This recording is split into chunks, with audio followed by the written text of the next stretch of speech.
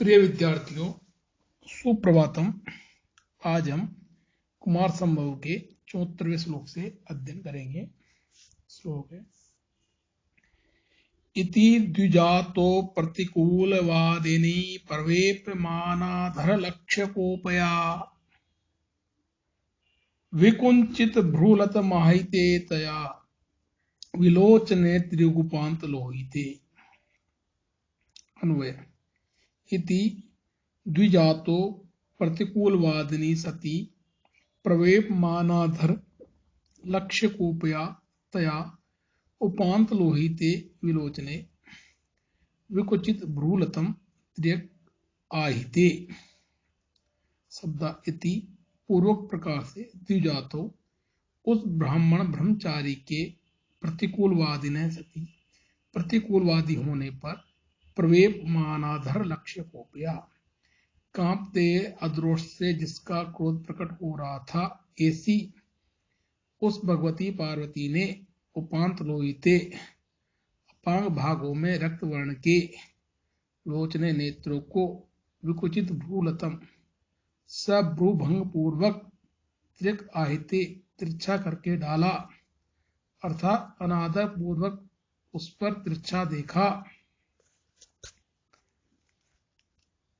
अनुवाद। इस प्रकार उस ब्राह्मण कुमारी ने प्रतिकूलवादी होने पर कांपते अद्रोष से जिसका क्रोध प्रकट हो रहा था, ऐसी भगवती पार्वती ने उस पर आरक्त अपांगों वाले अपने नेत्रों को सभ्रूभंग पूर्वक तिरछा डाला, अर्थात अनादर पूर्वक उसे तिरछी क्रोधपूर्ण दृष्टि से देखा।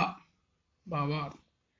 जब इस प्रकार वह ब्राह्मण ब्रह्मचारी अपने आराध्य देव भगवान शंकर के विरुद्ध कहने लगा, तो देवी पार्वती का अदृष्ट कांपने लगा, जिससे उस पर उनका क्रोध प्रकट हो रहा था। उनके नेत्रों के अपांग भाग भी क्रोधवश आरक्त हो गए थे। तब इस प्रकार क्रुद्ध होकर भगवती पार्वती ने बड़े अनादर भाव से उस ब्रह्मचारी पर बाहों को टेढ़ा करके तिरछी दृष्टि से देखा। 75वां श्लोक।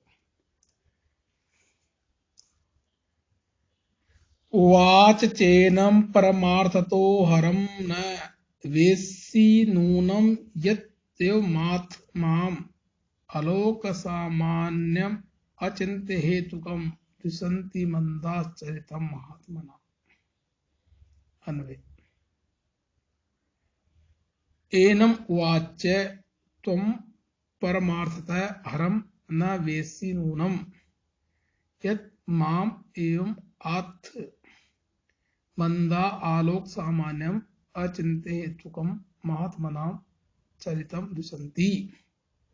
शब्द एनम उवाच, और इससे कहा, तुम परमार्थतः हरम न वेत्सि नूनम, तुम निश्चितः शिव को वस्तुतः नहीं जानते हो। यतः क्योंकि माम एवं आथ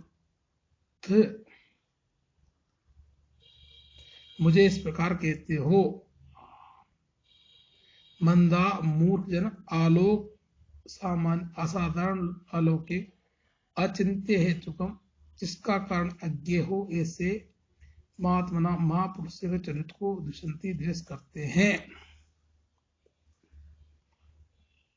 अनुवाद। और इस ब्रह्मचारी से कहा कि तुम निश्चितः शिव को वास्तविक रूप में नहीं जानते, क्योंकि तुम मुझसे ऐसा कहते हो। मूर्ख जन असाधारण एवं दुर्विज्ञेय कारणों वाले महापुरुषों के चरित्र की निंदा करते हैं। भावार्थ। भगवती पार्वती ने कहा कि तुम वस्तुतः भगवान शिव को वास्तविक रूप से नहीं जानते, इसलिए तुम मुझे उनके विषय में ऐसा कह रहे हो। प्राय देखा जाता है कि मूर्ख जन महापुरुषों के उस अलौकिक चरित्र की निंदा करते हैं जिसके अलौकिक कारण के विषय में वे प्राय अनभिज्ञ होते हैं। महापुरुषों के चरित्र का कारण प्राय दुर्विज्ञेय अथवा सर्वथा अज्ञेय होता है। मूर्ख जन उसे कैसे जान सकते हैं। पर मूर्खों का यह स्वभाव होता है कि जब वे किसी तत्व को नहीं समझ पाते तब वे उसकी निंदा करने लगते हैं।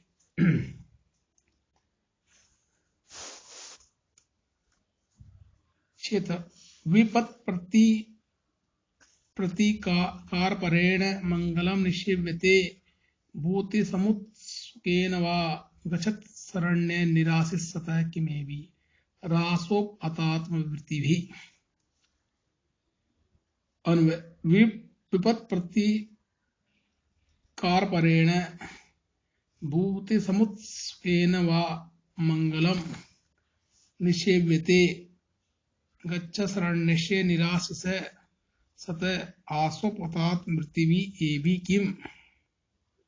शब्द विपत् प्रतिकारपरेण विपत्तियों को हटाने तत्पर, भूति समुत्सुकेन ऐश्वर्य के लिए उत्सुकता रखने वाले, मंगलम निषेव्यते मांगलिक पदार्थों का आश्रय लेते हैं, गच्छ शरण्यस्य गच्छत को शरण देने वाले, निराशिष निरभिलाषी या निरीह, सतह होकर आसोपहतात् मृत्यु भी आशा से चित्त वृत्तियों को कुत्सित करने वाले, ये भी किम इन मांगलिक पदार्थों के आश्रय से क्या प्रयोजन।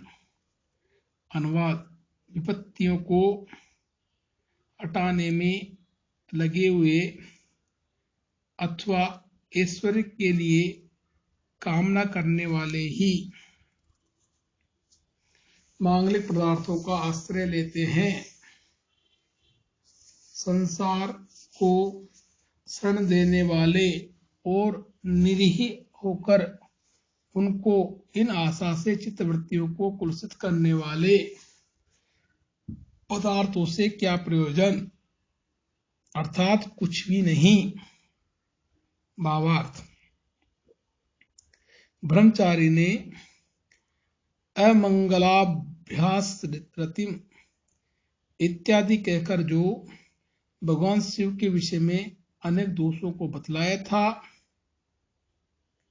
उनका परिहार करती हुई देवी पार्वती कहती है कि मांगलिक पदार्थों का आश्रय तो वही लोग लेते हैं जो अपनी विपत्तियों को दूर करना चाहते हैं, अर्थात अथवा लोक ऐश्वर्य प्राप्त करना चाहते हैं, किंतु जो समस्त संसार को शरण देने वाला है वो स्वयं किसी भी प्रकार की अभिलाषा नहीं रखता।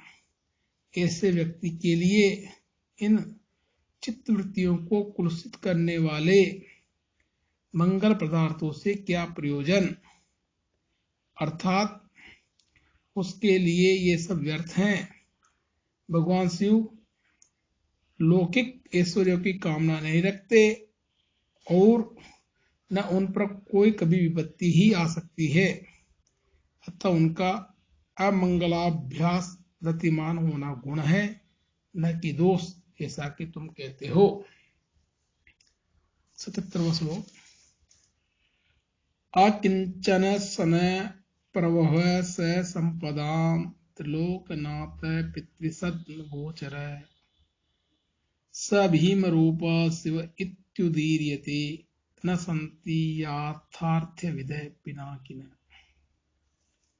अन्वय स अकिंचन सन संपदाम प्रभुम पितृसद्म गोचर त्रिलोकनाथ भीम रूप शिव इति उदीर्यते पिनाकिन याथार्थ्य विदय न संति। शब्दार्थ श वह अकिंचन निर्धन, शन होकर, संपदा संपत्तियों का, प्रभव उत्पत्ति कारण, पितृसद्म गोचर शमशान भूमि में रहने वाला, त्रिलोकनाथ तीनों लोकों का स्वामी है, भीम रूप भयानक आकृति वाला, शिव इत्युदीर्यते कल्याणकारी कहा जाता है, पिनाकिन शिव की यथार्थ विदय यथार्थता को जानने वाले न संति नहीं है। अनुवाद वह भगवान शिव निर्धन होकर भी संपत्तियों के उत्पत्ति स्थान हैं। शमशान भूमि में रहने वाले होकर भी तीनों लोकों के स्वामी हैं। भयंकर रूप वाले होकर भी शिव अर्थात कल्याणकारी कहे जाते हैं। वस्तुतः भगवान शंकर की यथार्थता को जानने वाले नहीं है। भावार्थ, भगवती पार्वती कहती है कि भगवान शंकर सर्वथा निर्धन होकर भी सर्वविध संपत्तियों के उत्पत्ति स्थान हैं, अर्थात उन्हीं से सभी प्रकार की संपत्तियां उद्भूत होती हैं।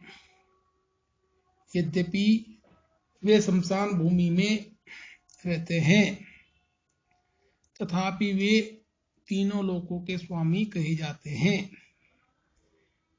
यद्यपि उनकी आकृति भयावह है, तथापि वे कल्याणकारी कहे जाते हैं। सच तो यह है कि लोग उनके यथार्थ स्वरूप को जानते ही नहीं। लोग उनकी बाह्य आकृति या बाह्य आचरण को ही देखते हैं, किंतु उन योगेश्वर की सर्वातिशायिनी विभूतियों को कोई नहीं जानता। अग्र 78वां श्लोक।